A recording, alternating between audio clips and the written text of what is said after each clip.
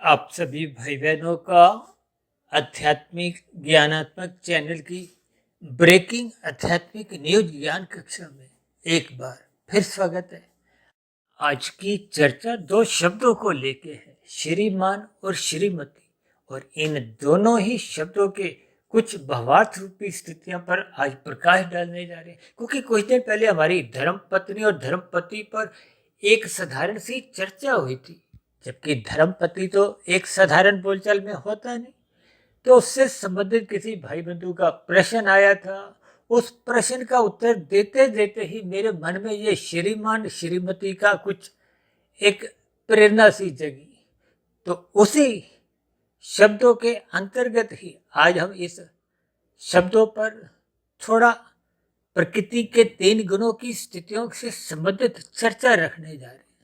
यह तो देखिए, श्रीमान और श्रीमती दोनों में ही एक सात्विक स्थितियां मौजूद हैं, जबकि आज हमने देखी श्रीमान में मान शब्द को एक राशि स्थिति से भी दर्शा दिया। अब क्योंकि दोनों ही स्थितियों में तमोगुण का अभाव है, यानी कि श्रीमान और श्रीमती दोनों ही शब्दों में केवल सात्विक स्थिति है, या कहीं हमने एक उसके भावार्थ समझाने के दृष्टिकोण से थोड़ी सी मान शब्द को हमने एक राशि स्थिति से दर्शाया। क्योंकि हम अक्सर 5 विषय भोग, गंध, रस, रूप, स्पर्श, शब्द, इन पर चर्चाएं करते हैं। इनको तामसी राशि स्थितियों से जोड़ा जाता है, और इन 5 विषय भोगों को ही हम एक साधारण शब्दों में सुख, सुविधा, स्वाद, सम्मान, सत्ता से भी जोड़ देते हैं। क्योंकि मान सम्मान की इच्छा रखना भी एक राशि प्रवृत्ति है। देखिए, सुख, सुविधा, स्वाद, ये तो एक पदार्थों की स्थितियां हैं। पदार्थों का अभिप्राय तामसी स्थितियों से है। देखिए, शब्दों की स्थितियों को आपको मैं ज्ञान पूर्वक जितना जितना समझने की भीतर से रुचि जगती है, उतनी उतनी आपकी देखिए सात्विक स्थिति मजबूत होती है। तो देखिए, भौतिक ज्ञान की कभी भी कोई निंदा नहीं है, तो फिर आध्यात्मिक ज्ञान के करीब आप जितना अधिक जाओगे, उतना आपको प्रकृति के 3 गुणों की स्थितियों का बोध होने लगेगा। आपके हमारे जो 3 शरीर है, स्थूल शरीर, सूक्ष्म शरीर, कारण शरीर, ये सभी माया की, प्रकृति की त्रिगुणात्मक स्थितियां हैं। इन त्रिगुणात्मक स्थितियों को भगवान श्री कृष्ण जी ने गीता में रहस्यमय स्थितियों से भी जोड़ा है और गुणतम ज्ञान विज्ञान से भी जोड़ा है। क्योंकि आत्मा और परमात्मा तो देखिए चेतन सत्ताएं हैं। आत्मा ज्ञान स्वरूप है, परमात्मा आनंद स्वरूप सत्ता है। जबकि ये माया भले ही प्रकृति के 3 गुण नित्य है, लेकिन ये अपने आप में जड़ है। जैसे आपके हमारे घरों में देखिए यंत्र होते हैं, वो जड़ कहलाते हैं। उनमें क्रियाएं लाई जाती है किसी एक चेतन सत्ता द्वारा। अब चेतन सत्ता को देखिए आप समझने के लिए विद्युत शक्ति, बैटरी भी समझ सकते हो। तो फिर ऐसी स्थिति विशेष में वो जो पदार्थों का, यंत्रों का जैसा स्वभाव होता है, वो वैसा कार्य करते हैं। अब गीजर में जब बिजली का प्रवाह आता है तो वो पानी गर्म करती है। फ्रिज में वही प्रवाह जब जाता है तो फ्रिज का स्वभाव पानी को ठंडा करने का होता है। ठीक जो प्रकृति के 3 गुण, तमोगुण, रजोगुण और सतोगुण, शास्त्रों में कहा गया तमोगुण, रजोगुण बंधनदायक है। तमोगुण का अभिप्राय देखिए विशेष स्तर पर पदार्थों से है, रजोगुण का अभिप्राय एक क्रिया से है, और सत्वगुण का अभिप्राय ज्ञान से है। अब ज्ञान में स्थितियां जितनी आपकी हमारी मजबूत होगी, उतना उतना आपके हमारे जीवन में निखार आता है। इसलिए हम सभी भाई बहनों को ये जो शब्दों की स्थितियों को समझना चाहिए, उनके अर्थों को समझना चाहिए। यूँ तो देखिए शब्द के अर्थ लगभग एक समान होते हैं, फिर भी कहीं कहीं कुछ स्थितियों में उनके अर्थ बदल जाते हैं, और कहीं कहीं देखिए अर्थों के साथ साथ उनके भावार्थ उस स्थिति विशेष में बदल जाते हैं। तो इसलिए हम सभी भाई बहनों को अक्सर हाथ जोड़ के विनती करते रहते हैं कि कभी कभी देखिए भावार्थों की स्थितियां किसी वीडियो विशेष तक ही सीमित रहती हैं, अन्यथा शब्द और अर्थों की स्थितियां समानांतर रूप में बनी रहती हैं। ठीक इसी तरह ये श्रीमान और श्रीमती, देखिए इन दोनों ही शब्दों में श्री शब्द एक पुनरावृत्ति की गई है। यानी कि श्री का अभिप्राय देखिए एक श्रेष्ठता से है। श्री का अर्थ संपत्ति से भी लिया जाता है। श्री का अर्थ इसीलिए लक्ष्मी जी से भी जोड़ा जाता है। और ये जो नीचे हमने देखिए श्रीमती लिखा है ना, ये मति का अभिप्राय क्या होता है? बुद्धि से होता है। बुद्धि का अभिप्राय देखिए गणेश जी से भी जोड़ा जाता है, लेकिन विशेष रूप से माता सरस्वती जी से जोड़ा जाता है। देखिए इन सभी स्थितियों को आप जितना जितना ज्ञान पूर्वक समझोगे, उतना उतना फिर शास्त्रों की शाब्दिक स्थितियों को भी आपको समझने में फिर रुचि जगेगी। और जैसे जैसे ये प्रकृति के त्रिगुणात्मक स्थितियों का क्रमबद्ध आपको ज्ञान होने लगेगा, तो फिर आपका माया से ज्ञान पूर्वक वैराग्य जगता है। माया से जब ज्ञान पूर्वक वैराग्य जगता है, तो जीवन की किसी भी परिस्थिति में आप और हम विचलित नहीं होते, क्योंकि बुद्धि की स्थिति बनी रहती है। बुद्धि की स्थिति सात्विक बनी रहने से ही फिर विवेक शक्ति जगती है। विवेक शक्ति जगने से ही आपके हमारे गुरु के प्रति, शास्त्रों के प्रति एक विशेष आदर भाव होते हैं। देखिए इन सभी स्थितियों को ही, ये आदर सम्मान की स्थितियां क्या है?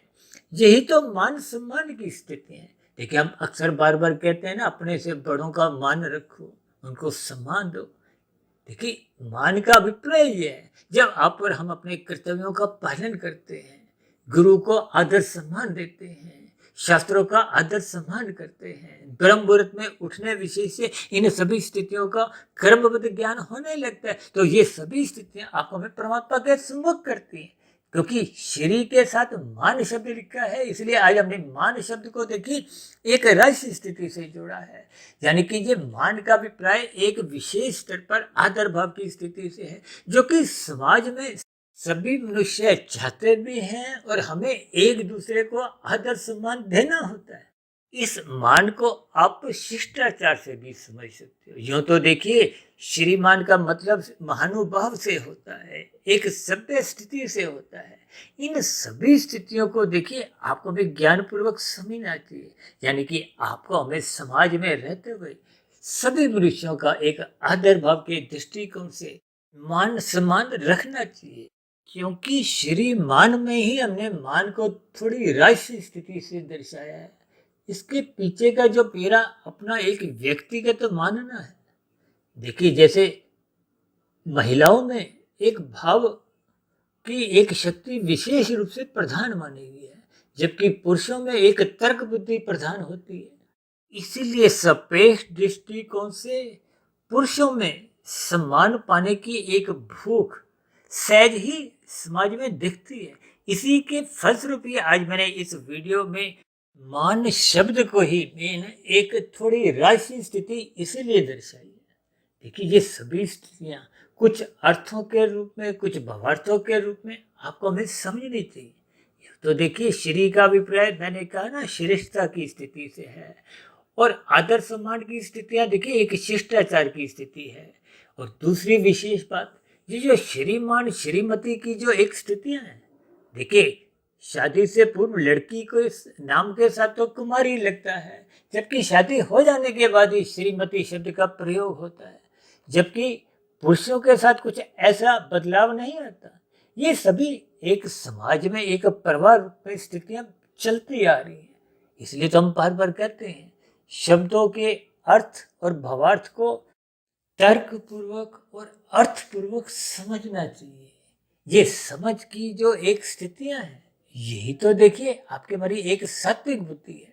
यानी कि आपके हमारे जीवन में जितनी अधिक सात्विकता बढ़ती जाएगी, तो आप दूसरों का भी आदर सम्मान करोगे और स्वयं भी अपने जीवन में कानून का पालन करना, शास्त्रों के अनुसार अपनी दिनचर्या व्यवस्थित रखना, परिवार में पत्नी के साथ एक मधुर संबंध रखना, परिवार में एक बुजुर्गों के साथ यानी कि माता पिता यानी कि बड़ों के साथ एक आदर सम्मान की स्थितियां रखना, ये सभी स्थितियां जब परिवार में एक शिष्टाचार के रूप में, एक भावों के स्तर पर एक सात्विक बनी रहती है, तो बच्चों के प्रति भी फिर वो एक अच्छे संकेत जाते हैं, बच्चों में भी शुभ संस्कार बनने लगते हैं। इसलिए मेरी आप सभी भाई बहनों से विनती है, इन सभी छोटी छोटी स्थितियों को, यानी कि प्रकृति के जो एक सात्विक स्थितियां हैं, इन सात्विक स्थितियों में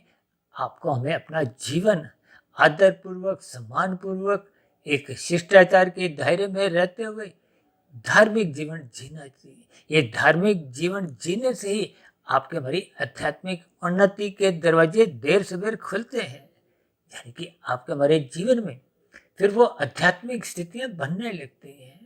काम, क्रोध, लोभ, मोह, अहंकार, जो मानसिक स्तर पर विकार जो आपका हमारा आध्यात्मिक उन्नति के दरवाजे बंद कर देते हैं, वो फिर सहज ही उनमें कमजोरी आने लगती है।